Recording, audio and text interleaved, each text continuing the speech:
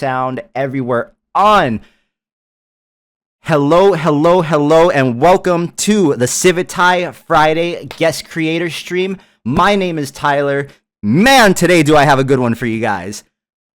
On the screen right now, you are seeing none other than Gerde Got It. And if you guys do not know who Gerde is, and I do not know what you have been doing in AI for the past year, because this is the most viral man in artificial intelligence, art, and animation currently at the moment.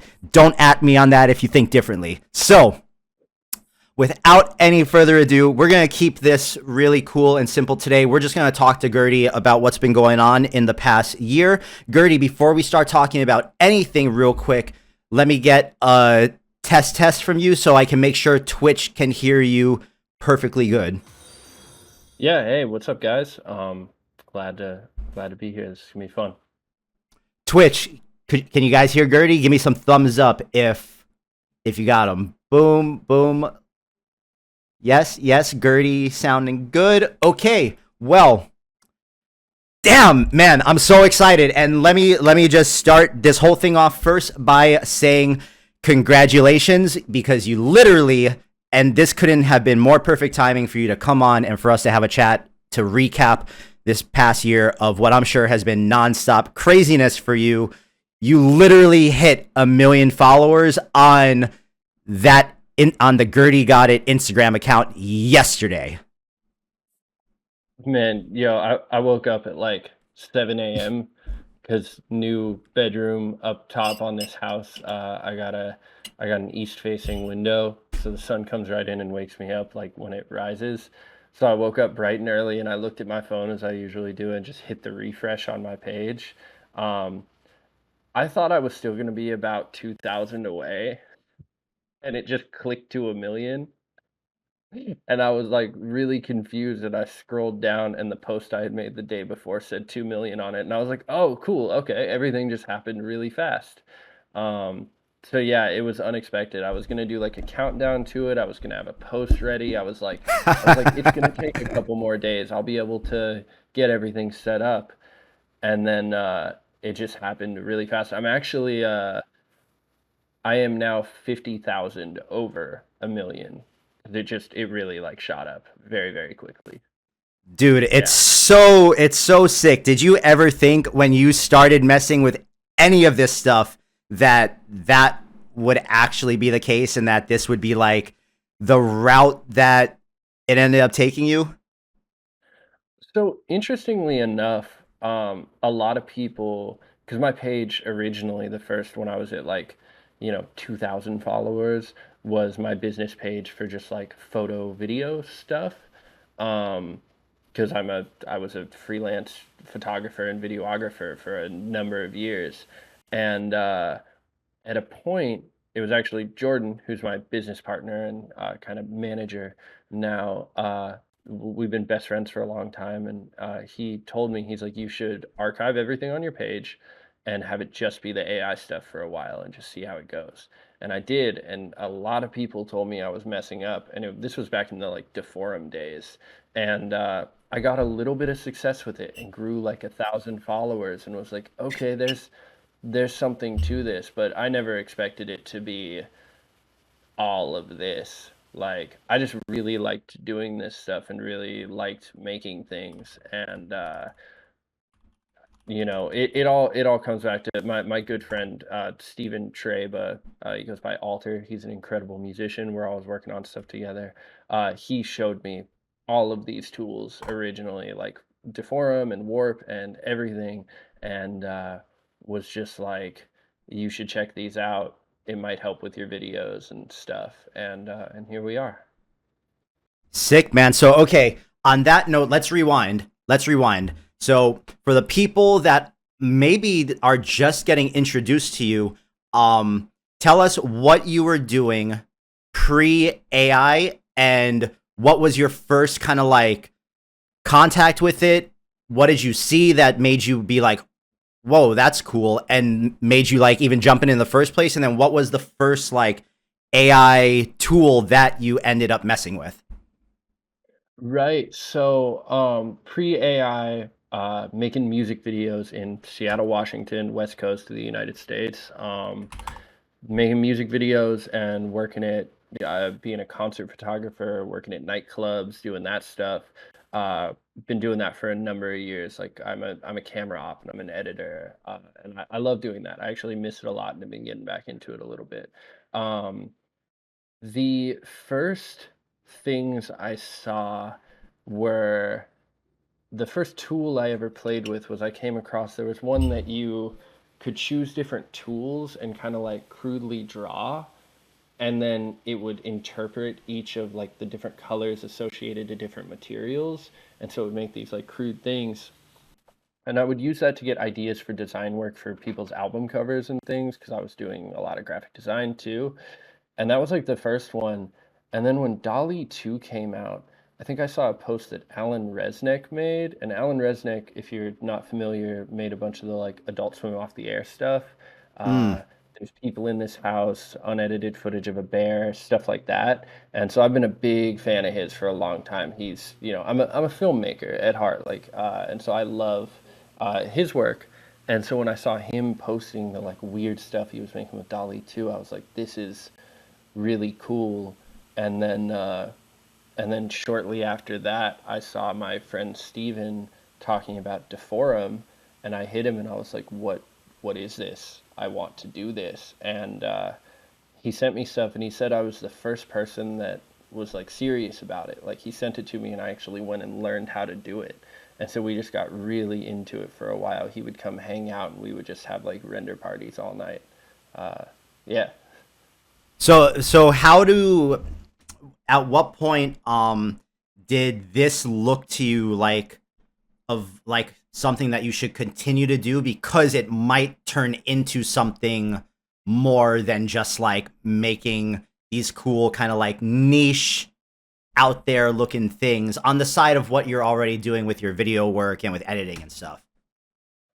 I was always like from the minute that I started getting some things I liked out of Deforum, I started incorporating it into projects a little bit. Um, like I would sell visualizers to people like, hey, a few $100, I'll make a visualizer for your song in Deforum that's like a 30-second one. It can go on Instagram. Nobody's doing this stuff yet.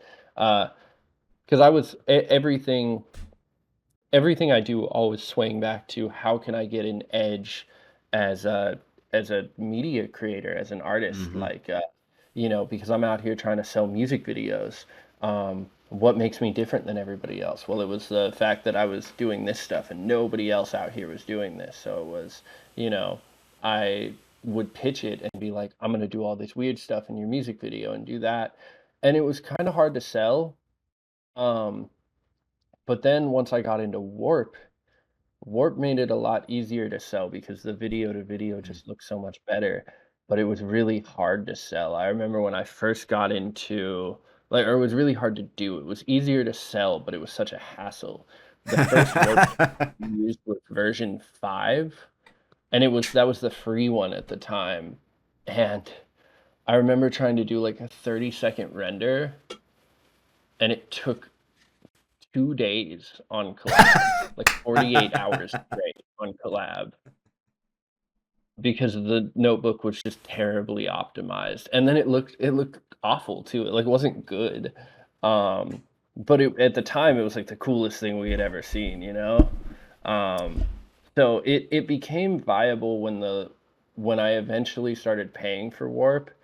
Uh, and I started making slightly cooler things, which was only maybe a month before things really started to take off. Like I wasn't doing it for that long. I just did it every day and was just kind of obsessed with it. So kind of coming off something that you mentioned in there, Kat in our Discord asked, back then, what was your process to find people to try to sell the visualizers to when you were just doing the deforum thing? I already had a huge client base, because I was doing this as a full-time job. Like I'm very, very well known in the music scene in Seattle. um, going around to shows 4 to 6 days a week for the last, since like 2018. And being just very involved. So my name's floated around everywhere. So I already had such a big client base and like group of people to kind of push that to. Um, it is a little bit hard, if you don't have that. Um, it's all just about meeting people. I mean, my favorite way and the way that I know to meet people to work on stuff with is just find jam sessions, local shows that are cheap, like $5 to $10 shows. Go to them and meet the artists, listen to what they do, and make friends with them. And then, eventually show them your work. And, the chances are they will want to work with you because if, you know, there's always that. So it's really just get out and go meet people, look for stuff, small venues and stuff like that. All right, so let's fast forward into Warp. And we can't talk about Warp without giving a shout out to Alex, who is the creator of Warp. I think everyone in Civitai has this little thing that they tease us about with our on-site currency called Buzz, or it's like there's this like fictional character they made up called Buzz Daddy. Now Alex would definitely be Warp Daddy.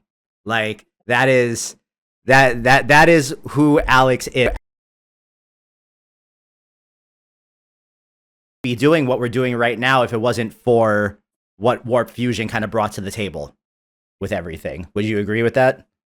Warp changed everything.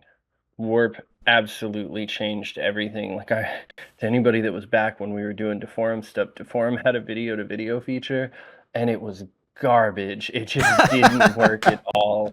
The first time I saw Warp, I freaked out. Actually, I think I had seen a few people's videos of like that they had done with Warp. Shout out Noah Miller, who was like my biggest inspiration because I'd come across Shout out his to stuff Noah. and just be like, wow. I remember talking to him in the Warp Discord a couple of times early on, and I was like, I'm talking to a celebrity right now. And then like 3 weeks later, everybody was like, this guy. So was Noah like one of the first people doing the warps that inspired you? Because I definitely have someone I saw that was like the jump off point for me. Was Noah kind of like yours that made you realize, oh wow, I could do that with this?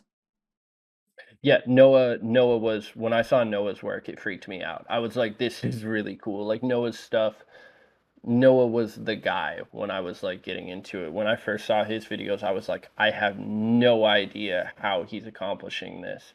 Um, the thing that really pushed me though was probably it was I think the first uh anime rock paper scissors Corridor Crew. corridor Yep. corridor crew.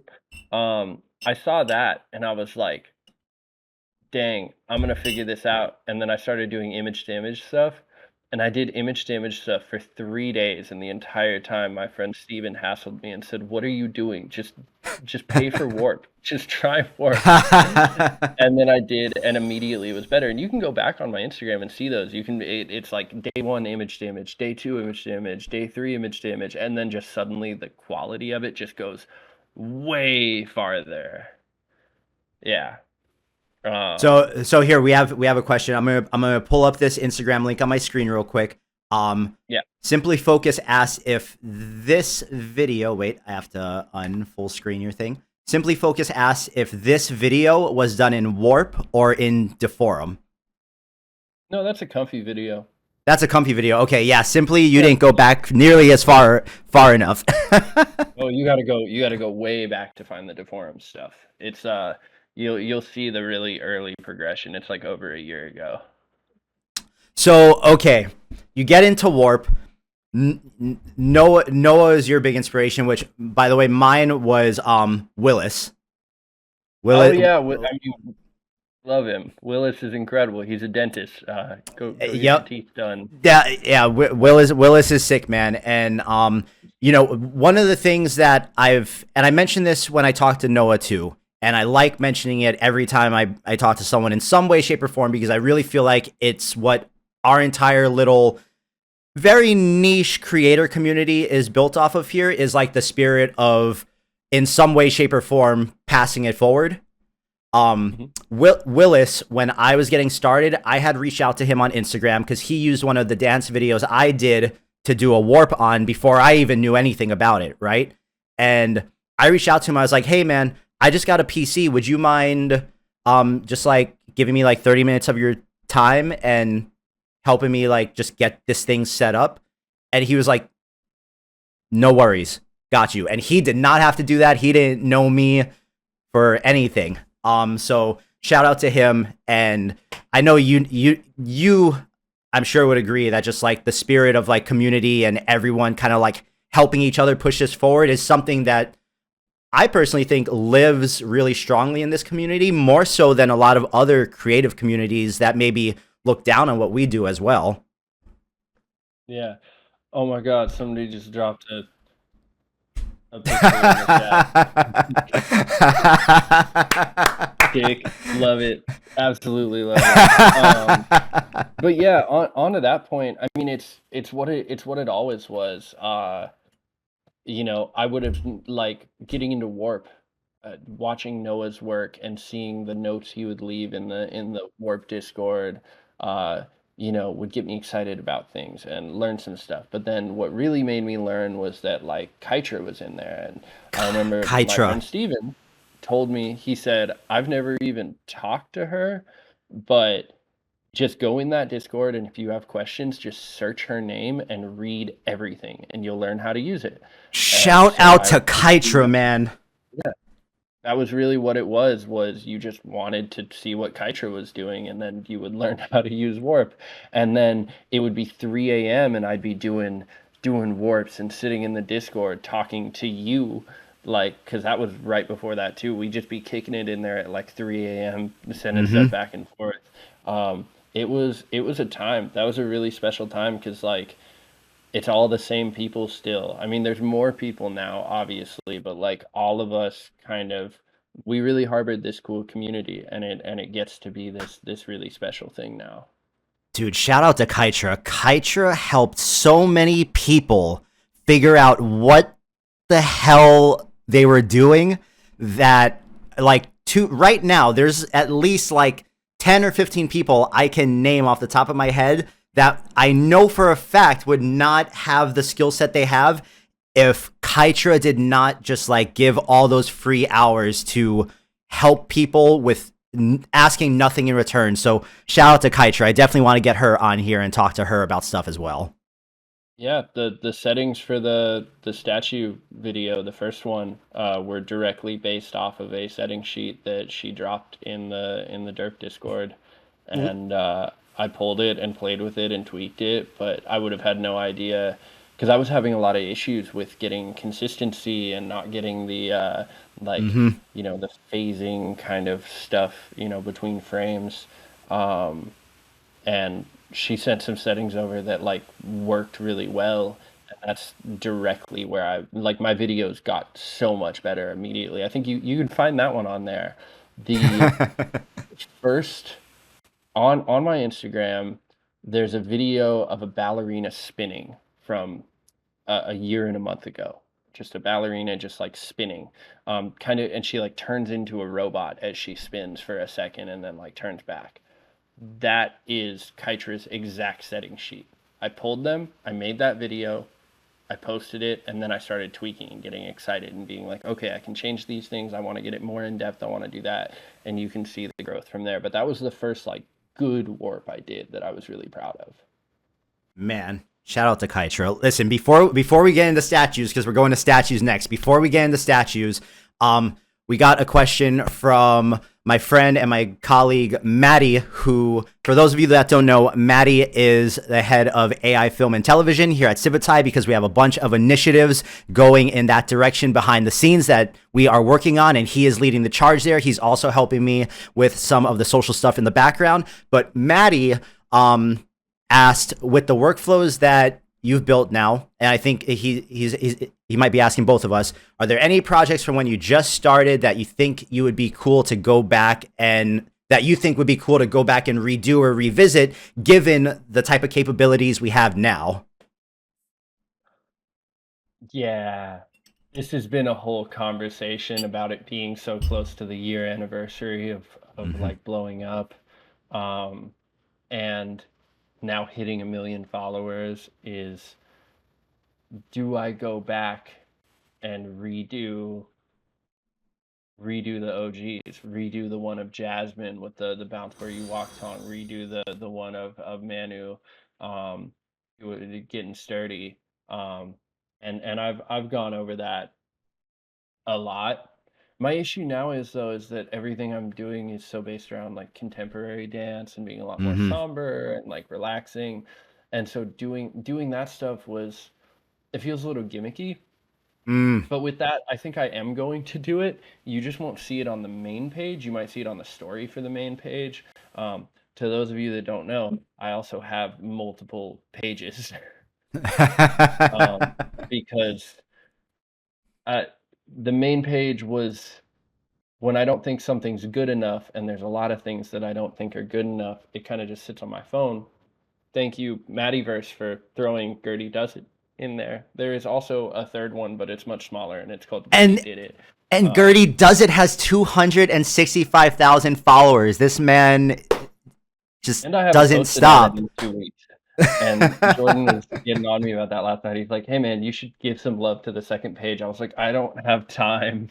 Um, I'll get back there though. I have some things. Hey, But yeah, that so one. wait, sorry. We got a really great question on Twitch that I didn't want to pass up because I think this one is really important for people to hear. Um, how much time or how many iterations do you feel it typically takes for your Instagram post before you feel like it's good enough? Like how long is that process for you to get from idea to this is post worthy? Oh, man, I mean, so there's a couple things to this. Sometimes it's immediate, right? Sometimes you drop something in, you run 16 frames of it, you have an idea, you build the scene, you throw it all in, and you run 16 frames, and you're like, this is perfect. I'm running the whole thing. It's gonna be the one, and it's just it, right? We love when that happens because it's very streamlined. However, there's also times where I will sit around for 10 hours in a day and work on a video and then hate it. Um, and everything in between. The other thing is I always feel like iterating on concepts posthumously is really good. Like, so you make a video and you send that out. You make it, it's good enough, post it. Just bury it with better stuff. So post it, it's out, it's gone, and then do another one, and then do another one. And that's the biggest thing I say to people when they're is just iterate, if from an account growth standpoint, but also from like a development on like how good the pieces are. It just, do an idea 10 times, because the 10th one, you're going to be figuring out stuff that you never thought of originally, because you're going to be trying to make it different. You're going to be trying to make it new. Um, and that will lead you down new paths from a technical standpoint and from a creative standpoint. So it's it all shifts around all the time. Iterate on Matt things, keep working on things. Maddie just asked, and I know I have my own answer for this, but do you feel there's a correlation between how much time you spend on a piece versus how well it does with the audience? Absolutely not. Social No. media is entirely random. Um, I almost didn't post the leaf one. I almost didn't post the leaf one. It like wasn't like, I thought it was cool, but I had to show it to like 10 people and be like, because I did multiple different versions of that video. I did a leaf in And, Excel, and that's actually the background on one of my stories I posted yesterday. And then I did it as origami in Excel, and I was still like, it's kind of boring. It's whatever. And then I opened up and I did probably 10 different versions in 1.5 trying to do the leaf. Before I landed on something that was even passable, and I still thought there was too much bokeh, and I didn't like the rain was kind of inconsistent, and it wasn't quite there. I was like, and I showed it to like my girlfriend and a few of my friends, and they were all like, "This is amazing. This is one of the best you've ever done." And I was, you know, So I threw it up, and it's at like 19 million right now in like a couple days. So I think that sometimes my issue is I want things. If I get something done really quick and it fits my idea, I have an idea and I bring it to completion, I'll have a better response for it in my head, because things just kind of worked out. If I have to sit with it for too long, there's like a good chance that I'm just gonna hate it afterwards because I've been staring at it for hours and hours and hours, and there were complications. It doesn't feel like getting over an obstacle sometimes. Sometimes it feels like I had to compromise too much. So Mm. none of that really has to do with the answer of your question with how does it do, but it does have to do with whether I even post it. And so I have a whole vault. That's why 3 accounts is I have a whole vault worth of things that I like just never posted. Um, and so I'm just trying, creating outlets where I can share those things and, see how it does. Yeah. Man, I tell you firsthand, the video that was responsible for any bit of virality that I had, I almost scrapped that video like 6 separate times over the course of that weekend while I was making it, because I was just like, oh, this isn't, no one's gonna like this. I just like I was like so, and then I had put so much time into it that I was so stubborn that I was like, I'm just gonna post it anyways, and then that was the one that did 11 million views. So it's just like, I feel like most of the time it's the thing that we are not like super stoked about, that for whatever reason there's something we miss in it that is a spark for some reason that everyone else resonates with. So it's funny how that Yeah, works I out. mean, I really just think it comes down to just staring at it a little bit too long, and we're so oversaturated to looking at this stuff anyway. You know, the majority of people that see the videos don't spend all of their time every day making renders. I do, 12 hours a day, every day.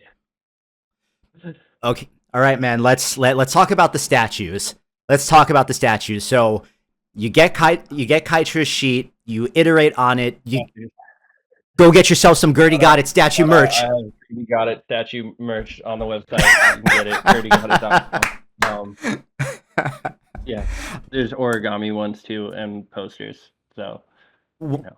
when Had to. you when you when you made that statue video and you saw it, did anything in you think that it was going to be like a cultural phenomenon, or did you just think like, this looks good, this is cool, posting? No, no, man, same thing. I almost didn't post it. So interestingly enough, I downloaded that video because Jasmine was like half body, close to the camera. And we're talking about specifically the very first one. A lot of people, when they think about the viral statue one, think about the Hercules one because it was, it did 60 million views. That's kind of the most known one. But the one before that did do 30 million. Um, and that was the thing that started it. Uh, and the video was great. And I was gonna do her as an anime girl because I hadn't done a lot of anime stuff and it seemed like a good video for it. And I just couldn't get it to where I wanted. And so I was just kind of like scrolling through references and I saw that some people were making pictures of statues. And I was like, wait, that's a cool idea. Her hair is like up in a bun, so it looks kind of short. She kind of has the Greek statue look. Like, okay, let's try that. Like, to be very frank with that, making a video of a Greek goddess throwing ass just seemed like really funny. I was just like, this is funny. We can try this, and I got it done, and I thought it was really sick. But at the time, I had 2,800 followers, and it's mostly people I know out here in Seattle.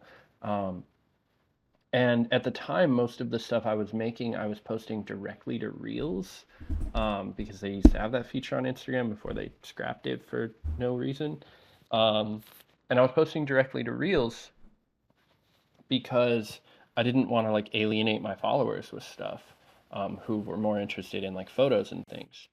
And I remember setting it up to post at like 2 in the morning because I was like, I'll just throw it up and whatever. And I accidentally hit the like also share to feed. And I was like, oh no, all of my like followers are gonna like think that this is horrible. They're gonna hate it. They're gonna think I'm like sexist. They're gonna be like, this is fucked up. Why'd you take a deity and make her twerk? Like this is fucked up. Um, and then like a bunch of my women followers, like just different women that follow me, started to hit me and they were like, this is awesome. This is cool.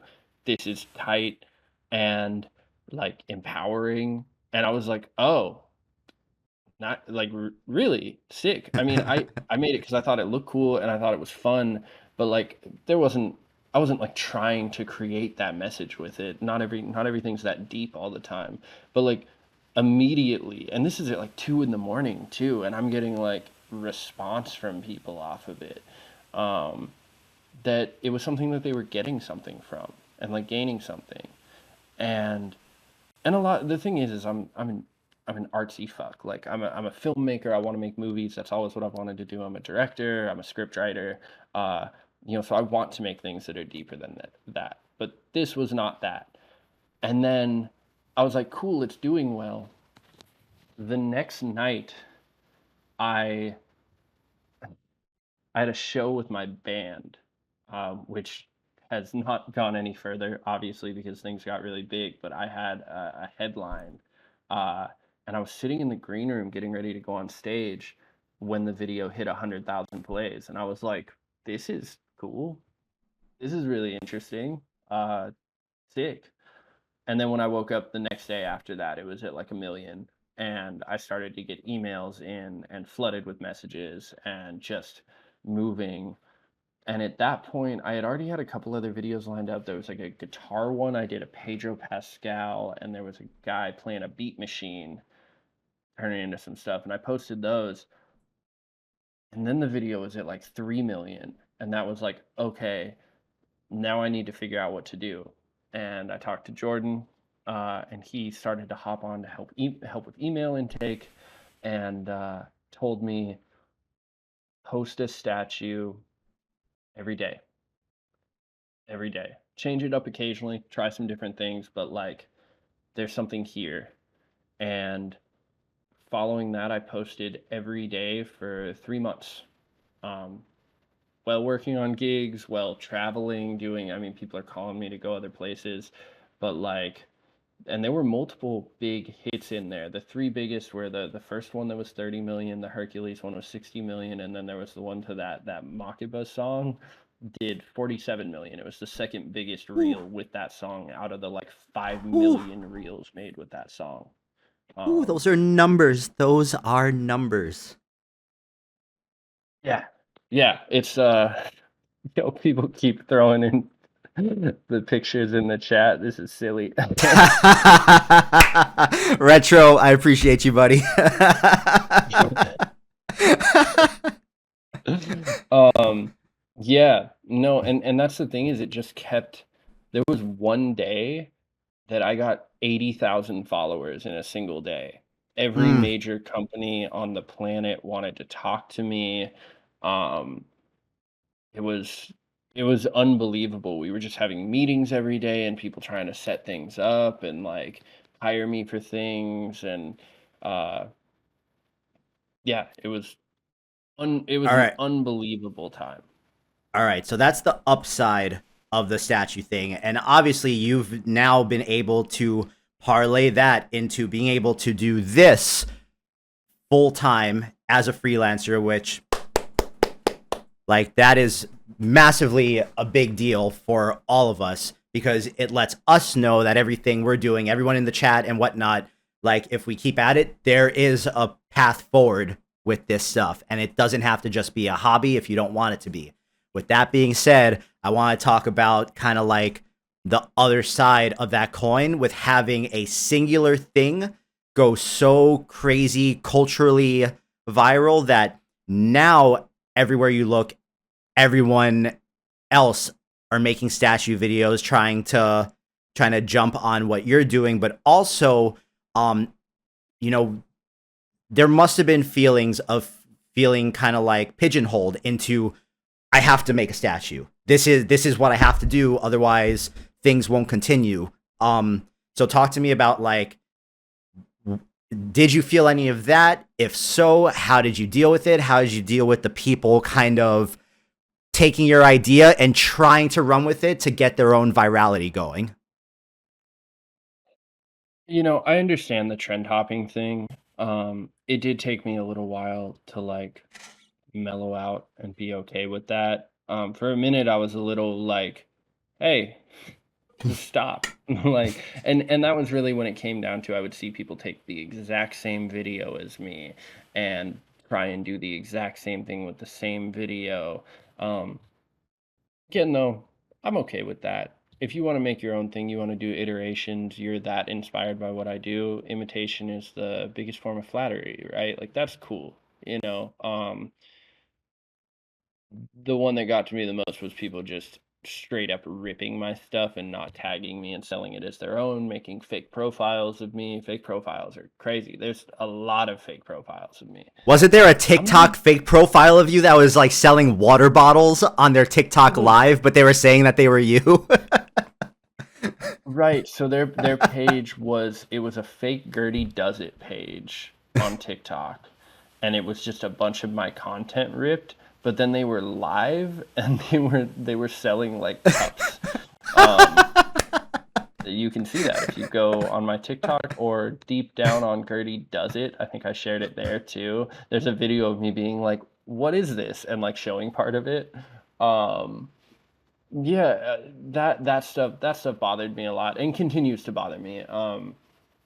I'm not even famous like that. Like that's the thing, I'm not even famous. Like a very niche amount of people know me. I have a huge following for my videos and I get gig work, but like people don't know who I am when I walk around. It's not like that. So seeing fake profiles of me is really confusing. Um, but it's yeah, the getting pigeonholed thing is if you're gonna if you're gonna blow up for something, have it be something that you enjoy doing. Um, because if it's not something that you enjoy doing and then suddenly it's doing really well, you're gonna start to feel a lack of purpose with the things that you're doing. And I had a big thing with that for a minute because my page had blown up so big and things were going well. I took one big gig over the summer, and then fourth quarter of the year there was a big dry spell. It was hard to get gigs. We weren't selling, numbers were down, videos weren't doing as well. Warp was coming kind of to an end. I was trying to figure out Comfy UI. I dropped from 826,000 followers to 780 something thousand followers in the course of 3 months. I I wasn't, things were not, they weren't terrible. Like obviously it was better than not having all of this, but like was adjusting some things and trying to figure it out. And nothing I was doing was hitting.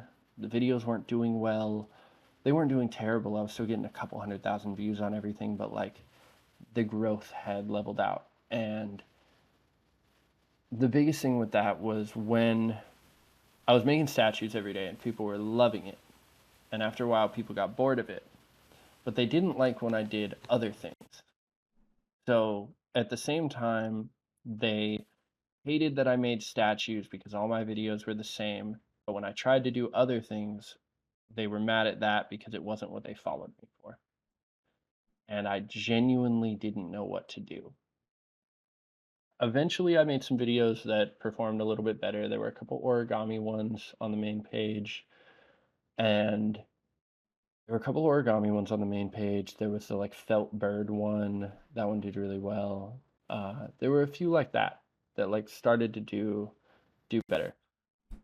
To Retropunk, who just jumped in, Warp still exists. It just was all of us were making the shift to animate diff. That was kind of where the culture of everything was going. It wasn't that Warp's dead. Warp still exists. You can go out there. Warp's really cool. I haven't checked it out in a long time, but like we were all moving to Comfy UI. We were all moving to animate diff. Um, and Yeah, so that's when I started the second page though, was at the big downswing of everything. Uh, because I was like, I have all these videos that I know won't perform well on my main page, but I would like to still put them out. And I was doing that for a little while, and I grew it up to like 4,000 followers. And then there was an origami one on there that I didn't think was good enough for the main feed, and did, I think it's at like 32 million now. It did huge numbers, and second page blows up. Now it's over 200,000 followers. Um, Being that I had in my bio, my main page, it God, y'all are sending crazy pictures. Man. Um, that one's funny. That one's really funny. Um, but being that I had my main page tagged, my main page started trickling up again, and it was growing. And I got it back over 800,000, and it was growing and it was doing well.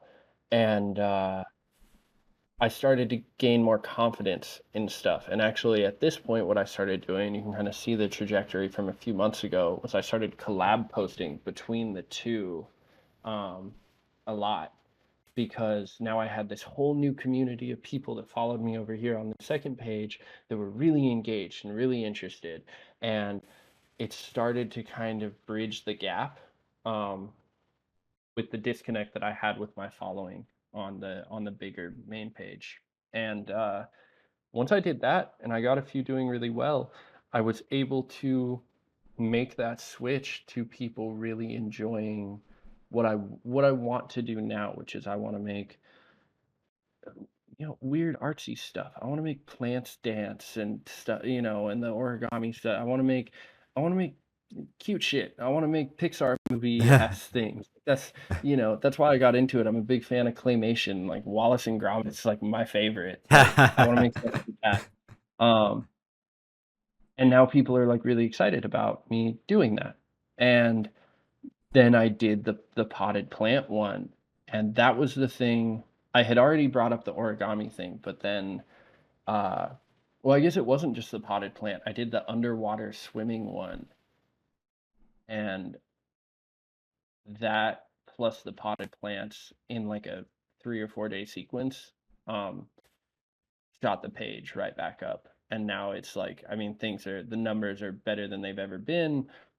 Not that numbers always matter, but good numbers mean people are happy and they're liking the stuff. It also means that emails are coming in, which means I can pay rent. And so, getting emails or getting gigs, I can pay rent, and things are good.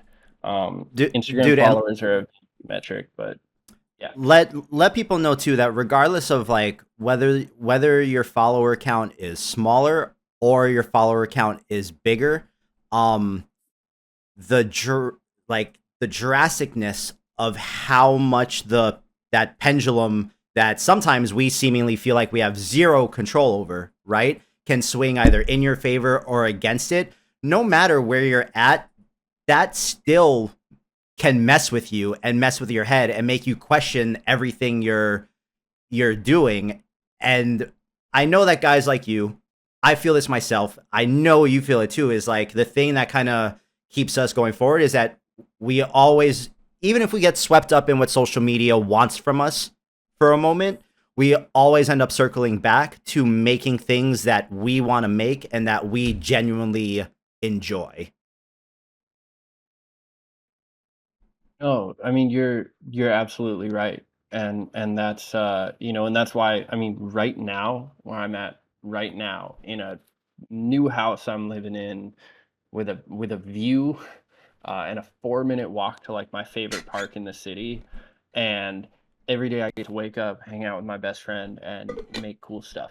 And that's what I get to do. And even if the numbers aren't swinging my way, like that's like finding all of those things that I can have joy in. And none of these are like, I moved into it's a nice house, but I have, 3 roommates. Like it's not, I'm not balling like that. It's not, I just, I found the things that make me happy, and what makes me happy is that I don't have to go and work in a kitchen every day anymore. I get to do this, and it's a lot of work. I never turn it off. It's ruined relationships for me and friendships, and there's a lot of things I can't hold on to. It's hard for me to get into different hobbies, right? Because I spend so much time doing this that where do I have time to learn another new thing that's not going to contribute to me creating this career for myself that allows me to live the life that I want to live. Um, yeah, so regardless of anything, the fact that we get to do this stuff is a Hmm. beautiful, beautiful thing, and I feel blessed every day that like I was the one lucky enough to like break video to video, because like that's at least the way I see it, is that like to mainstream popularity my videos were kind of the first ones that got like really, really big. And there's lots of people doing that now, Bro, but no one can deny it. Zero, with the numbers you did, no one can deny that your videos have touched more general populace eyeballs than anyone else's AI videos. it's insane. It's insane. I say video to video specifically though, because Libra's out there with his image to video stuff with 1.2 million followers. Oh yeah, Liber stuff. It's a vibe, but it's completely different. He focuses more on the Completely different. mid journey runway type Yeah. thing, and so I Shout out to like him though. He's a cool guy. yeah. We've been talking about a collab for a long time. I just have no idea how to collab with him. Man, so okay, where where do you, given how this past year has went and knowing that you couldn't foresee any of this happening at the beginning here when you were trying to make the forum music visualizers for local bands and just like your client base from filming and stuff, um where do you think this goes from here for guys in your position that are doing this full time or that are trying to do this full time? Like at the rate that everything is going right now. And also, the thing I want to bring up is that we know that there are companies that are trying to gobble up stuff coming out of the open source community and then put a front end on it and, monetize the stuff that people are openly sharing. Where do you think freelancers go from here? Just really quick to address the companies gobbling up open source stuff to use it for their things. Not that I've had like workflows stolen from me for that. I know that stuff's happening. I haven't had workflows stolen from me, but what I have had is these apps that do that and scrape for workflows and tools that are in the open source side of things and set up their apps. Just a whole slew of them take my videos and use them for advertising, and I hate them. They're fine. They're not fine. I can't stand that stuff. Be honest about what you're using with things, and ask more questions. Reach out. We can always have a conversation about things. Uh, that stuff's terrible. Don't steal from people. Plain and simple. Past that though, for a long time, and this is like very important. For a long time, I assumed that this was going to be a bubble, and I was really lucky to catch it early, and oh, it's big, so but it's kind of a get in get out, because eventually everybody's going to be able to do it. But then when things swung back around, and I'm seeing this whole second wave of things, and I'm seeing the types of people that are coming in now. I'm seeing people buy these shirts with my name on it. I'm seeing people reaching out to me and just telling me how much they love my work, and that they use my videos in classrooms and show them in museums, and uh, that this isn't a fleeting thing. That maybe these tools will become more popular and more accessible, but that doesn't mean that it takes away from the ideas and the visions that we all have. And that's the same thing that I know from picking up a camera. Why was everybody told me when I started picking up a camera and shooting shows and music videos and stuff, all my friends that, I met, my peers that did it, they were like, it's really hard doing this, and honestly, you can't survive off of it. And then I did, And because then I you did. I got really good at it, and I worked really, really hard at it. And it was a non-option for it not to work out. And that's the same way I feel about this now. At the end of the day, what if I can't get commercial work because Sora drops and ruins everything for that? Okay, I'll still get art exhibits. I'll still do commission pieces. There'll still be things growing and building. You know what I think? I'm yeah. You know what I think? I think guys like you and guys like me and guys and just like people in the same doing the same thing as us, if Sora drops and a bunch of people suddenly lose their whatever job it is because now people can create whatever shot they need instantly, I think we will figure out the interesting way to use the tool to push things forward and carve the little niche corner for us in like a cool way. I feel like if the past year has shown me nothing, it has shown me that the people that are pushing this community forward and really trying to do it, whatever the thing is that comes out, they love it enough to figure out how to elevate it above the noise of everything. So I'm really confident that guys like you will always be able to make a living off of what they're doing, because eventually, let's be real, everyone's going to be able to make what we're making right now on their cell phones. It might not happen next month, but eventually something like that is going to happen. The thing that's going to remain sacred, though, is the idea. And if there's one thing you do every day other than running generations, it is coming up with the idea, and you spend all of your days cultivating your ideas. That, I think, is going to be infinitely valuable beyond anything else. Absolutely, and that's why the first thing that happens when you go to my website, it says "Welcome to the world of Gerde Got It," because it's more than like I make some silly little Instagram videos, but what you're really doing is every time you watch one of them, you are engaging with just some raw thought that I had that I wanted to get out. And that's what it is. I have ideas, I bring them to life, and then I get to share them with people. I also want to address a little thing going on over here in the chat. I'm kind of reading as it's going. Yeah. Civit is absolutely not one of those things that I was referencing. Civit is a community hub, and they do have generation tools. What I am talking about is apps that steal infrastructure. There were a whole bunch of these with Warp, right? When Warp got really popular, there were a bunch. They would take the Warp notebook, they would go sign up for Alex's Patreon for like $15, and they would steal his code and hook it up to their app and charge money to use it. That's just shady. Don't do that. And if you are going to do that, at least credit the person. That's the thing, is they would really try and hide what it was.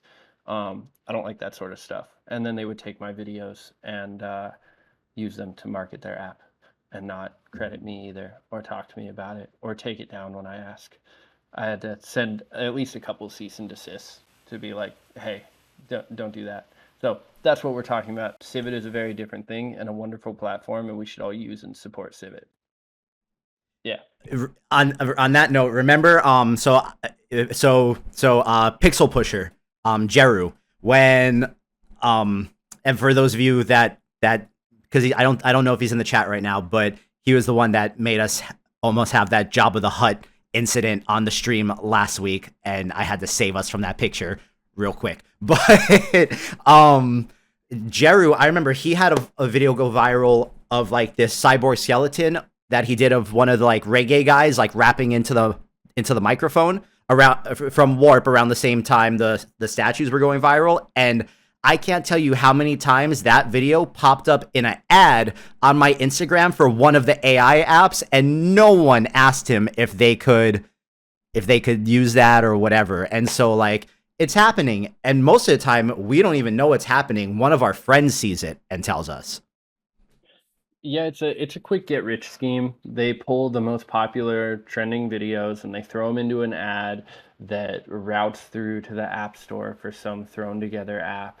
and the app costs, it'll be like you get a free 3-day trial, but the trial doesn't let you do anything, and then it auto charges you like $70.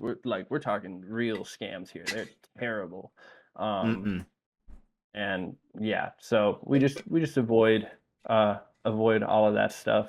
Um, and that's why when people ask, there are accessible ways for small amounts of money at this point. Like if you don't have to have a good enough computer, you can pay $10 a month to Google. And I know it's like, oh, $10 a month, but like there's lots of ways to save $10 a month that you can put towards Google. And then if you like it enough, you can pay more or get a computer. Or do what I did and over the course of last summer spend like $5,000 on collab credits because I refused to buy a computer for some reason. Um, Doing my taxes this year was crazy. I gave so much money to Google, just so much money. But now we got two rigs, two 3090s. I'm not even on one of those right now. I'm on my laptop because they're cooking renders and very loud with their fans. So that's in a different room. So, okay, coming to the money part of things, let's talk about this for the folks that are in the chat that are watching this right now or that'll watch it on YouTube that are freelancers that are trying to do it. I'm sure over the course of the past year, what would you say is the most important thing? And after you answer, I'll throw something in here too, since I've been doing it as well. What do you think is the most important thing when it comes to dealing with clients that approach you for this type of work? Like, do you, by now, I'm sure like we both have kind of like a little checklist or some things that we like to make sure happen or don't happen when we get into a client contractor relationship with someone that hires us for a gig. What are some of your big things that you make sure are like, if I'm going to work with this person, these are some things that have to be in place?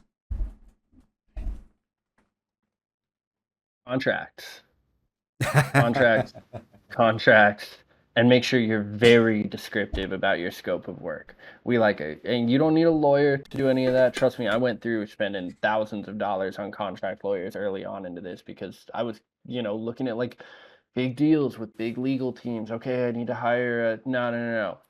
Rocket Lawyer subscription. RocketLawyer.com, not sponsored. Should be though. We love Rocket Lawyer. Go to Rocket Lawyer. They have templates, really good ones. You can get in there, feed that template into GPT-4. Feed that template into GPT-4. Tell it all of the things you need. Have it relook over it, come up with any issues it may have. Like really get in there on contracting to make sure that everything is stated properly.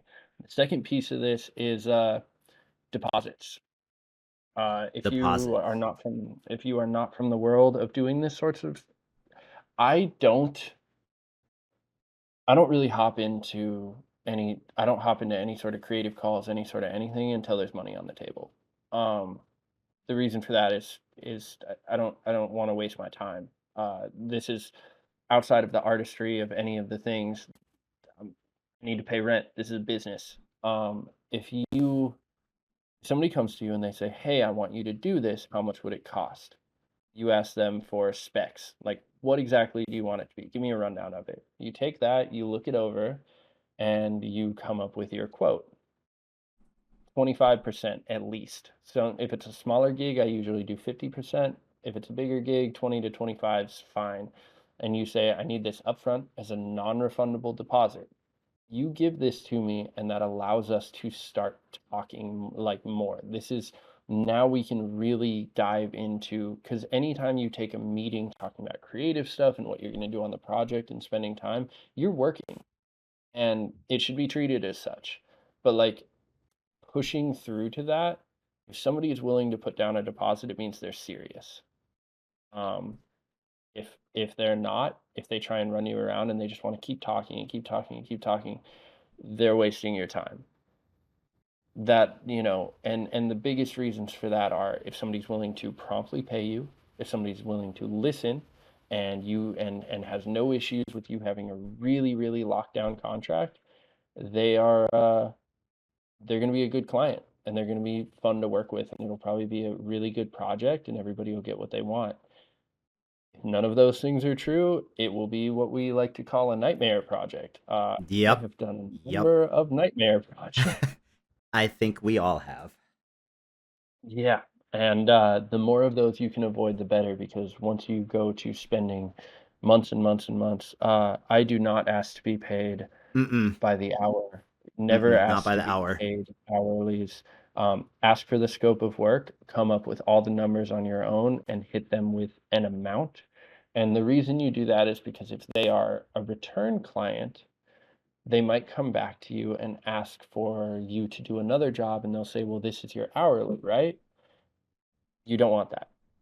Every project should be a unique cost, and that way, as you grow and get better and your schedule gets more full, you have the ability to raise the cost arbitrarily to whatever you want it to be, because it's your business and you should be allowed to do that without having pushback. So that's why I avoid hourlies. I just come at people with fixed rates.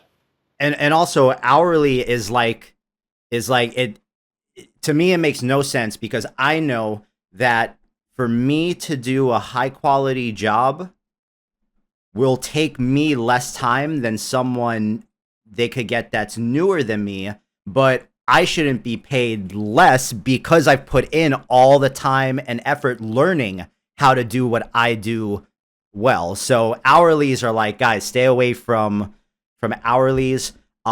And there's no set project cost that you should just like give everyone that is like your this is how much it is for no. Every project is its own little individual thing. And when new people DM me and ask me what they should charge, my answer to them is usually whatever amount you know will not make you hate yourself for the duration of working on this project, aka what you think it's worth. Oh yeah. No, no, no, no. That's exactly what it is. It's the fuck you rate, and the fuck you rate is it's so funny how we talk in these rooms, because it's like this is me with my business partners, and they're like they'll come to me and they'll be like, hey, it's like there's this project and this is what it's gonna entail. Like, is this much okay? And like it's all about that initial reaction. If I'm sometimes if I get kind of like not stoked about it, it's like, no, it's not nearly high enough. But sometimes they'll bring a complicated project to me that kind of sounds horrible to work on, but the number's high. And it's like, yeah, no, I will do that job with a smile on my face, even if it's Mm-hmm. kind of awful, because it's like, that's what the numbers in place for. So I always come up with it not off of like, what seems fair to them, but really what seems fair to you. What would make you enjoy the project? Because that's really what all Exactly. this is. Because you're Yeah. also look, you might give someone an end product that they are happy with, but you also like you don't want to you want to be making something that you are excited to make, whether it's because the idea meshes with you that well or because you're excited for the amount they're paying you to make it, because at the end of the day if you're excited while you're working on the project, you're going to produce better work. Yeah. However, that isn't always the case with corporate projects. But corporate projects you can charge a lot more for. So if you're really trying to set yourself up, um, oh, could you talk about the team you've had to bring on, especially as you've scaled up, or is it just you? There's three of us and some outside help if I need contractors. Um, Tyler and I have a little bit of a working relationship on some things here and there, and have done some projects in the past together when it comes to that. But my team is my best friend and business partner, Jordan Callahan. Jordan Gioni, actually. He might hate me for saying that last name. He has two last names. He prefers Gioni for work. Shout out to Um, Jordan though. Jordan is on top of it, and if he's the type of person that you want helping you on the back end. he has a background in music management, and that has come in being very, very helpful just for the way that he talks to people and can negotiate and get through situations that, frankly, I want nothing to do with. Um, I used to deal with all of that by myself, but doing all of this and dealing with that, it was too much. And so that happened I think by the time I hit 100,000 followers, I said, "Yo, I need you full time." And we were like, "Okay, let's start a new company together. We'll put everything under that, and we'll co-own a company, and we'll run it together." And it's he's also great because he's my best friend and understands me better than like anybody else in my life. So like, there would be days like when I needed to get out of my, terrible little apartment that I was in until last month. And I would go over to his place and he'd have his garage set up like a clubhouse with a bunch of couches and a projector with like game systems hooked up. And he'd have YouTube on and it would just be like lore videos for niche indie games and like that I could just sit and work while like watching weird nerd stuff because that's what I like to do.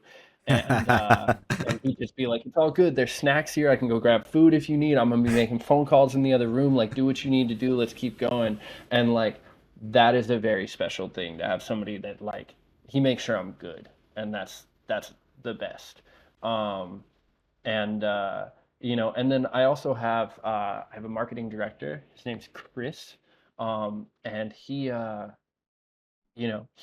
new to a lot of this. He's been running a catering business for years, and but wanted kind of a change of pace with things and was hungry. And we've been friends with him for a long time, and he wanted in, so we said, "Yo, like, sure, we'll give you a shot. Here's emails. Here's an email. Make phone calls. Jump in. Get on things." And so his whole thing now is marketing and outreach. And so uh, you know, ta he takes meetings for me every day. So he'll hop in preliminary meetings and hear ideas from people. And then he hops on Instagram and he sends out cold DMs to artists that we might want to work with and people that he thinks are cool. Uh, and it's a really good system. So he's out there taking meetings and trying to sell, and Jordan's handling negotiation stuff, and then I make the things, and that's kind of perfect for us right now. There's obviously ideas to scale more in the future, but we like our little thing we got going right now. Um, that's a good question in the Discord right there. Are there any good places you recommend people who are new to this and are interested in freelancing can go to try to find their first clients? Um, That's a tough one because I think a lot of us are doing it kind of guerrilla style where we are putting out our stuff until it gets into in front of enough eyes, and then it like then we're able to sell it, right? It's a little hard if you're not constantly putting your stuff out there to begin with. yeah, that's the first thing I would do is start pushing, um, start pushing the videos, start posting them as frequently as possible. Um, Secondly, I would not just be posting on Instagram, but obviously TikTok, YouTube, Shorts, hit all that. The big one, we haven't really talked about it, LinkedIn. Go post on LinkedIn every day. Um, because LinkedIn is like regular social media, but where people want to spend money on things. Um, I get most of my clients from LinkedIn. No, not most of, a lot of. Um, that Leaf one that did, is it like 19 million or whatever right now? Mhm. Did 100,000 impressions yesterday on LinkedIn. And like emails are crazy from that right now because 100,000 impressions on LinkedIn is huge numbers. Um, and yeah, so that's where I'd go. The other thing you can do is you can always go do it as I was kind of saying earlier, where if you want to work with musicians, and that's I speak on this because it's what I know about because I come from a place of working with musicians, but go go to shows, talk to artists, talk to musicians, tell them about what you do, uh, befriend them, and then collaborate on things and make projects for them. And typically they'll have budgets and stuff. If they like what you do, they'd probably be willing to, commission you. And so that's always a good route too. Awesome. Well, man, you guys have any more questions for Gerde? Because the only other thing I was going to ask you is if there was a time, like a moment in a client gig, and we're not saying no names, right? We're not saying no names here, but um, Was there something that happened in one of these gigs that you had sometime in the past year with that involved AI that was so bad that it was like it taught you a lesson where it was like, well, never making that mistake again ever? I mean, there's a million of those, but god damn it, man, because you know which one is the thing, because we've talked about this enough, and everybody, like, there's an inner circle of people that really know what that one is. Um, yeah, I mean, it's rough. This is why I say that contracting well is important, and just making sure everything's locked down. Um, there's a lot of hindsight. The issue Mm-hmm. is that one that we're talking about changed my life. It was the biggest gig I've ever taken. It might be the biggest gig I ever get again. That's doubtful. I'll probably get some, but I mean, to date, it is still bigger than anything else I've ever done from a financial standpoint, from, uh, you know, from a coolness standpoint. There was one, I had the biggest platform in the world for a second, so I got one really big opportunity, and there were just a lot of missteps along the way. Um, there were a lot of missteps. I wasn't ready to manage a project that size, as well as I wasn't even. I was kind of looked at like I was supposed to be managing it, but I was only doing part of it, and the communication was really bad. And they're just, if somebody approaches you and they say, "We need something done in 3 weeks," be very, very careful with what that thing is, because it means that you're not going to have a lot of time for conversation about how that's going to be accomplished. And that's probably the biggest misstep, is that if I would have taken a couple days to breathe and come up with my response, I probably could have been able to tackle everything a bit better than what I did. Um, yes, We refer to got. tip one, ask for scope of work. Um, I did, but I was also like, I know I can't do this. And then I left, but I said yes. In my mind said, hell no, this is never happening. Because this is also, we're talking about, this is back in the warp days last summer where the Yep. renders took forever. We're doing things in 1080p and they're slow. There's no LCM. It was horrible. And essentially, it was a music video that needed to be done in 3 weeks. And we needed to train models for it. We needed to bring on a team. And it was a whole thing. And we just didn't have any of the pieces in place. And but I also, through that, I did get to meet some incredible people. It was during that process is where I reconnected with you, Tyler. Boog, Tyler, what do you go by on here? So on Civitai, it's Tyler, and then outside of Civitai, it's J Bugs. Okay. So, But on but during that is where I Civitai, I'm reconnected. Tyler. Yeah. During that is where I reconnected with Tyler, because I was middle of that gig and we got reached out to by Telemundo about doing an intro for the World Cup. And I said, hey, this guy did a soccer video, because he did. It was a very cool soccer video.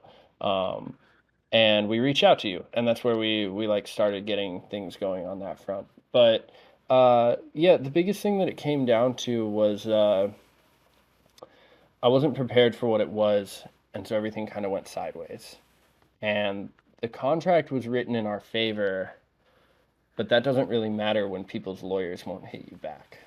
Mm. Um, and everything ended up getting worked out, but I was really scared for a minute, and it kind of put me into the like lowest place that I had been in this, where I was like, I owed people a lot of money because the contract was through me for the gig, and then I had contractors, and so I owed people a lot of money that I couldn't pay until I got paid. Until the money from the contract came through. And there was a lot of weirdness with things. It all ended up getting worked out, but it taught us a lot of lessons about making sure that, like when we take a big contract now, there's these things called like net 30s, net 90s, and the idea of Mm-hmm. it is that you get paid in a certain amount of days. A lot of times I hate that stuff because, like, hey, no, you should Mm-mm. pay me when it's done, or you should, you know, whatever. But setting those, what it does help you with is you have finite dates for when you are supposed to get paid. So setting a net 90 or net 30 at the start of a project, on day one of a project, means 30 days after that, 90 days after that, you get paid that money.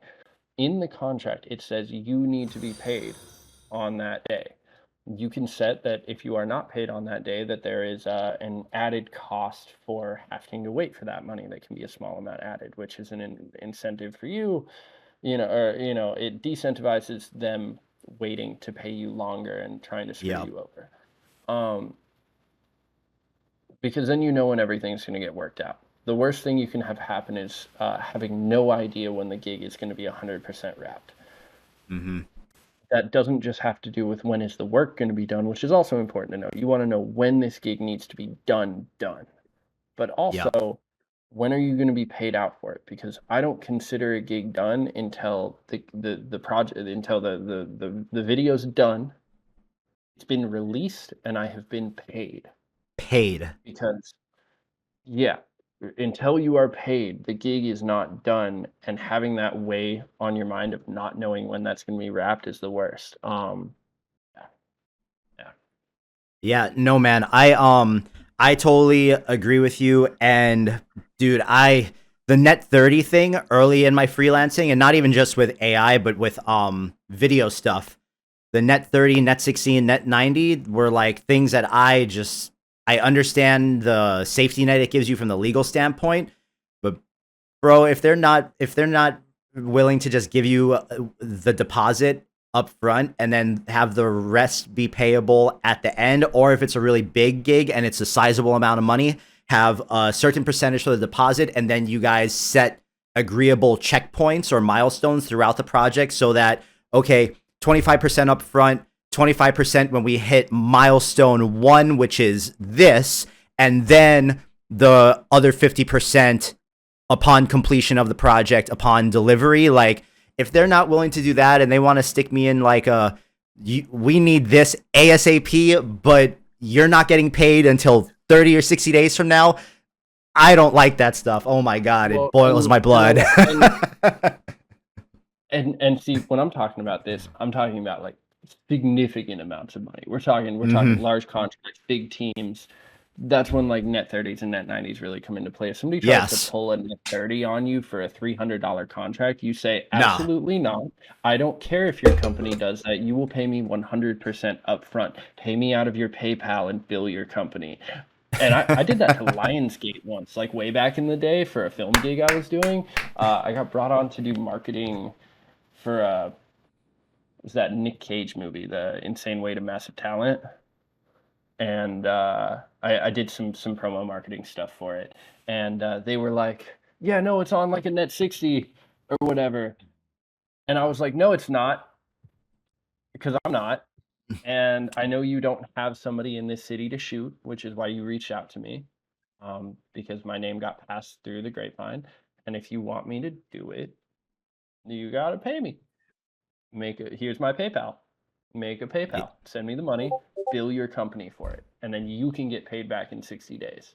I'm not Mm-hmm. taking the burden. But yeah, if so, non-refundable deposit, very important. Creating milestones, very important. But all these things are for gigs where it's a pretty significant amount of money. If somebody's coming for you for like a small gig for like a few $100s, and this is how I used to do it for music videos, I would I charge a $200 deposit, and I usually charge like $1,000 for a music video back when. I'd do a $200 deposit, and then I would go make the treatment. I would go and make a little storyboard and location scout and do whatever. And then on the day of shooting, before I take my camera out of my bag, you are putting that $800 in my hand. We shoot it, I go home, I make the video, and I send it to you. Money's out of the way, we don't have to worry about that. because the whole I'll pay you when it's finished, but then they want to hit you with revisions and do all. I was like, I'm not Yep. playing with that. Give me the money, and then I will. And then yeah, we can work together. I'm not gonna screw you over. Like I Re- run a reliable business. Revisions, bro. Revisions are the other thing. So, up front, for those of you that are trying to do this thing freelancing, let me tell you, one, get a very clear scope of work and have a in-depth discussion with the client about the expectations and exactly what they want. Do not let them leave the style of it up to you. Get the client to make you a mood board with references that you can work from so you know what you're aiming for. Do not let them put the mood board on you unless that's like part of what you're being paid for. But have a set number of revisions, because if you get all the proper information up front, there will be a set number of revisions, and then make very clear, like, after X amount of revisions, I will be charging this much. But dude, it got so bad at one point early last year that before I deliver a final video to anyone, like the final video, the deliverable, it gets a fat watermark on it until I receive the payment. Then I send them the unwatermarked version. Yes, sir. Yes, sir. And don't feel bad about that either. That is a great way to do it. If you have not been paid, that has not been set up, absolutely do that. I saw the video final. Yes. And all of this comes into, there was a gig too terribly long ago that you worked you came on and helped out with, that we had one of those, and you're always learning new things, and it's okay if one doesn't go great. Just make sure that you like learn from that and learn what you need to do the next time. I usually write in for like a full gig. I'll uh I'll write in like three rounds of revision. Like you get 3 rounds. Past that, you have to pay more. We Mhm. have to renegotiate what that looks like. However, if people come to me and they're like, we want something really fast and we want just do whatever you want, full creative control, I write in 0 revisions. If you want me to have creative control, I'm going to make you whatever you want. You are paying me for an art commission, not for an advertisement. You can do whatever you want with it, but like that's not, I'm not worried about that, you Word. know? I usually, and this is another thing that we can get into places real quick, is and contracts get written differently for different things, but avoid work for hires. You are not selling the artwork, you are selling the rights to distribute that artwork. You are essentially leasing the project to somebody. Write into it that you need to be credited in all uses, and like they don't own it. They don't get to use it for whatever they want. And again, this is different for certain things, but like I did when I was in college, I took some entertainment law classes, and that was a big one. Is like, hey, don't do work for hires unless they're paying you a lot. But even at that point, you want to have written in there that you can still use it on your website or in your portfolio. You can show it off, uh, because you want to be able to leverage it for yourself. Yeah. Because I thank you. I feel like that this is insight that I'm happy we're able to give people, because I know, dude, no one else is like getting on camera and talking about this kind of stuff that is doing AI stuff, and people are like out here and everyone's trying to figure it out. You're figuring it out, but of anyone, you probably have the most experience with it right now. I don't want to ignore RetroPunk's question. We're not asking you for the secret sauce, but what I would like to do here is parlay this question There. in. Well, if you just scroll up a little bit, he's Oh asking something yeah. very specific about the dancing leaves. What I would like to parlay this into, though, is you talking about more so how important the post process, the pre-process of the video before you do any animate stiff stuff, is to actually executing a unique idea rather than just it being video, maybe reference images, prompt, run, magic, million views. Right. Um, Idea really is key. Thinking of something you've never seen before. I also I like to sit in the place of simplicity. I think that simplicity with these new tools, and especially with animation as a whole, making complex stuff can look really, really cool, but it can be really hard to understand sometimes. And so for me, at least, and what I like to do, I like minimalism. And so most of the stuff you'll see from me is more relaxed on that. With that being said, pre-processing, my start to finish is that I find a video and I throw it into Topaz to remove any motion blur and clean it up, and then I rotoscope it. Um, Tyler, I'm not a I'm not perfect. I use Runway. I know you actually rotoscope your stuff. I hate rotoscoping. I have the entire time I've used After Effects. I know how to do it. I can't stand it. I find it I use Runway. strangely soothing. I find it strangely soothing. It's like meditation for me. God, I've done so much VFX work over the years. I just hate it so much most of the time. I love the AI stuff. Most VFX work just mind numbing. But yeah, so I'll roto it in Runway and I download it, and that's when I'll comp into a scene. Usually what I'll do is I'll use the same floor, and I'll crop out the floor from the original and use that, because sometimes there's like reflections and stuff, and I like maintaining those if I can. If not, you can always put in something different, like say for the flower pot ones, downloaded a PNG of a flower pot and a PNG of a dirt pile, comp those together in Premiere just with some basic masking, and then put the dancer on top and did some kind of blurring at the ankles to make it all kind of mixed together. And then for the flower pot one specifically, uh, I was using an XL workflow, and XL has a hard time forcing backgrounds. So I would actually throw in a video in the background that the one for all of those is kind of like a zooming stock video through like a field, and just so there was a little bit of movement, but it was mostly still, and then run it. References with IP adapters and stuff, and multi-masking IP adapters, which there's a bunch of workflows out there now. Um, there is some other secret sauce in there, and that's the stuff I won't get into, but that is the base of it. Is there's a lot that goes into the pre-production of each piece now, and I spend most of my time there before I even get to testing looks. So if you're looking to try and make stuff more like mine, the biggest thing I would do is just make sure that you're really cleaning up your videos. And also with that, just be really particular about selections of videos. I don't pick videos because I think they're going to go viral. I pick videos because I think the movement's unique. I think it has really interesting and unique and engaging movement, and trying to translate that into an animation is what's going to sell. And I know, Tyler, you do the same thing. Like all your videos are very like, you're finding like unique and interesting movement, not just something you think will go viral.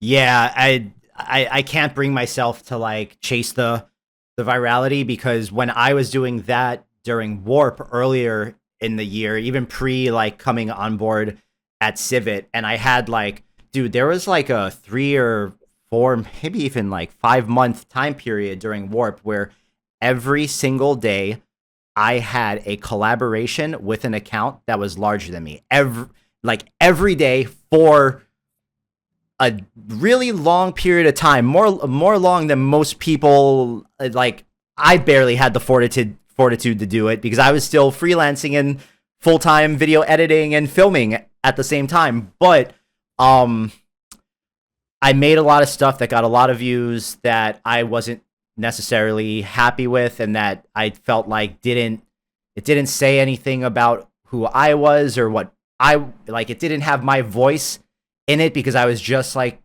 pumping stuff out to appease the invisible masses. And it helped me grow my Instagram account, but I came away from that feeling not very happy with the work I had done. And so now anything I do on the side, which I mostly do my personal stuff on like Saturdays and Sunday mornings, just because Monday through Friday for me is Civitai. That day and a half is my time to play. And if that's my time to play, I want to make stuff that that I like. When I look at it, I'm like, hell yeah. I don't care if anyone else likes it because I like it. I like it. So, and dude, let's be honest. If we make something that we like, one person is going to resonate with it. They're I going mean, to. I'm gonna be honest with it, bro. I mean, your stuff is crazy and next level all the time. Does it always perform the best? No. You did the Coachella visualizer though. The right people saw it, you know. The right people saw your work, and that's what's important. And I got told that a long time ago. It's not how many people, it's if 10 people see something you made, uh, Mm-hmm. and one of them has one of them wants to give you something for it. That's you did it. You did the thing. You know, the million Instagram followers, doesn't do that much for me aside from giving me more opportunities to catch the right people. Mm-hmm. Um, but that's really all it is. And so like as long as you like what you're doing and you care about it and you think it's good, then it's all just about trying to get it in front of the people that feel the same way, and it'll work out. Guys, the thing that I appreciate most about Gerde, and I'm just gonna put this on video on like public record. The thing I appreciate most about Gerde, him and I have shared some secret sauce with each other back and forth over the past year that we I know that when we first did it, maybe there's a little bit of like trepidation when we were still just kind of getting to know each other and feel each other out as like two artists trying to do the thing in the space. But what I can say about Gerde is at no point anything we've shared with each other, even when I did a couple of the origami videos, I was like, okay, I want to try this because I think it looks cool, but how can I make my origami thing look completely different than Gerde's origami? And so like my brain is always going there and his is always going there too. Like the yeah, nothing but respect for you, man. You to me always keep your stuff original, and you're like the AI trendsetter. You have your finger on the pulse of what the people want to see, and you can be sure that once you do something, someone else is going to do it. The message I really want to give people is that like they should be inspired by you, but they should take what you do, flip it on its head so much that you don't recognize it, but it has the DNA of your inspiration in it, because I think that's how stuff continues to evolve and continues to get pushed forward, and that's how everyone can all win. Because guys, if you go viral off of a potted plant, I promise you the person that's going to get the job is probably going to be Gerde.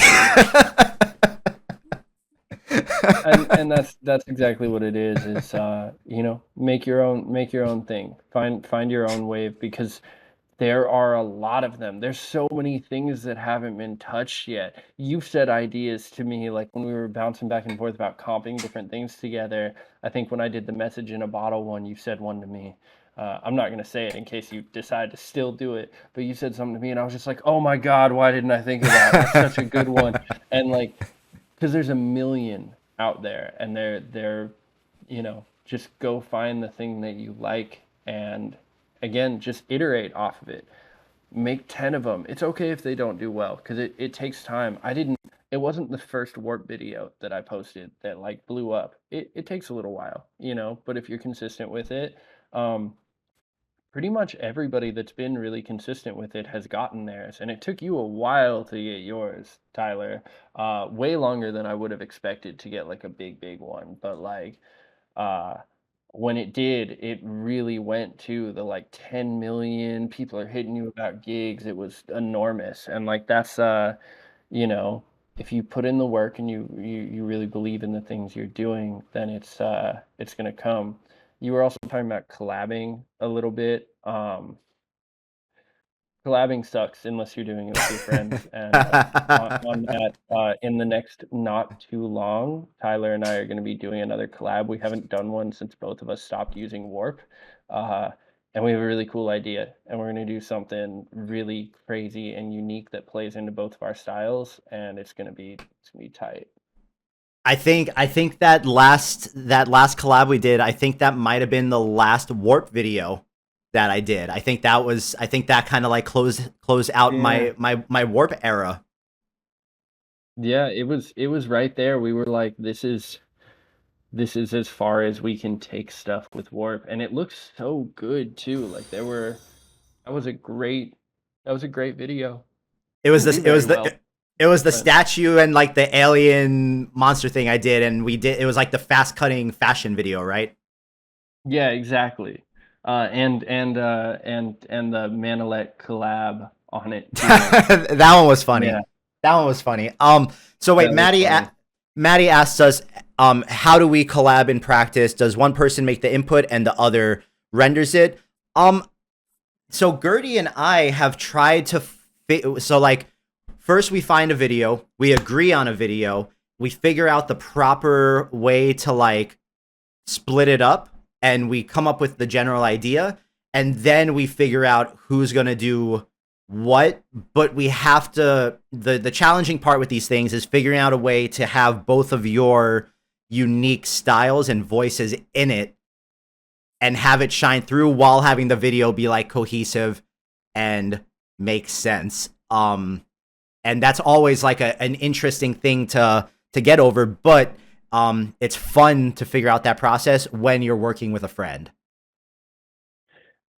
Yeah, exactly. And so ways we've done it in the past is we would take a dance video and cut it on the ones, and so we could kind of each do a style on different parts and have it be hard cuts. We did that one where it was all sorts of craziness and was switching between both of our styles and stuff.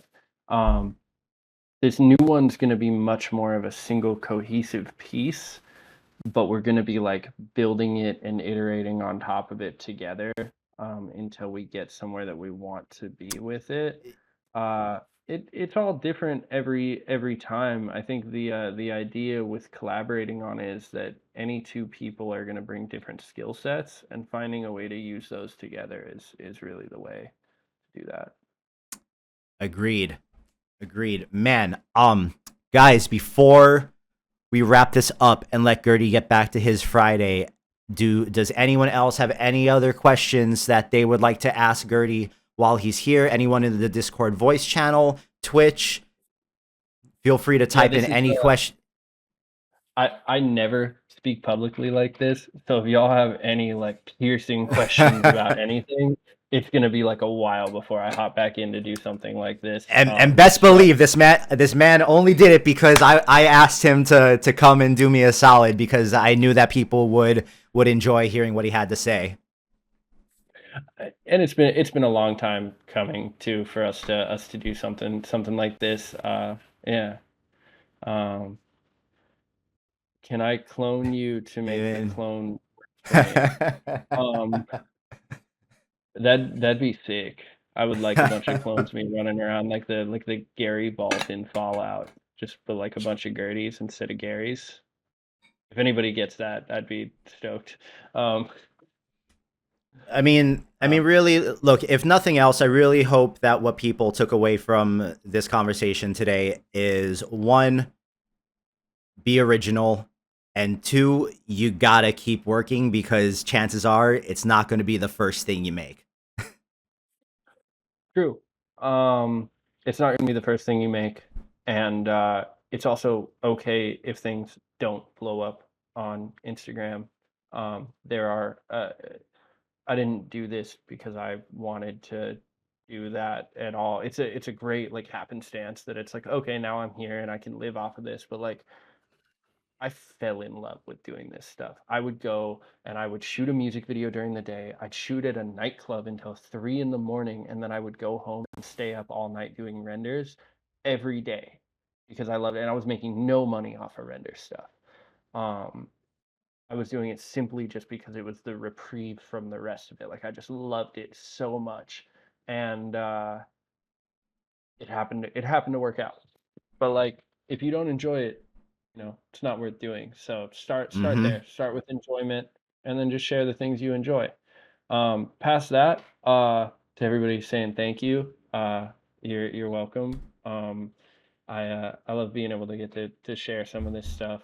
If you want to support me, It's always nice to go and, throw comments on the videos or share them to your stories or do whatever, because that helps a ton. Also joining into my broadcast channels as much as I haven't been like talking in there. Tyler said it right. I'm gonna take these shirts down soon because they've been up for a while. Um, they've been up for a while, and I want to do some different stuff. And so I kind of have a plan that they were going to be limited. They say on the website that they're limited. Uh, so yeah, if you want to get one of those, grab them while you can because it's hugely appreciated.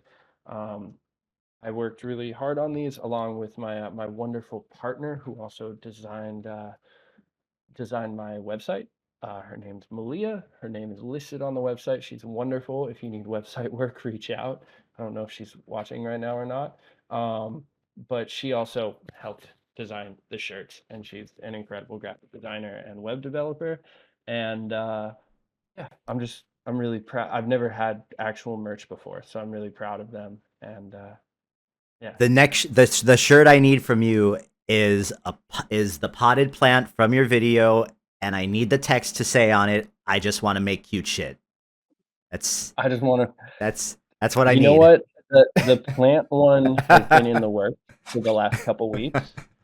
So expect a plant one at some point. Need a Gerde hat. I know I gotta do the bucket hats. I'm sitting here wearing the custom bucket. You always wear a bucket hat. You should make your own. But yeah, I need to run hats. We'll get Gerde hats going. Actual But yeah, origami aside set. from that would be tight too. Be very tight.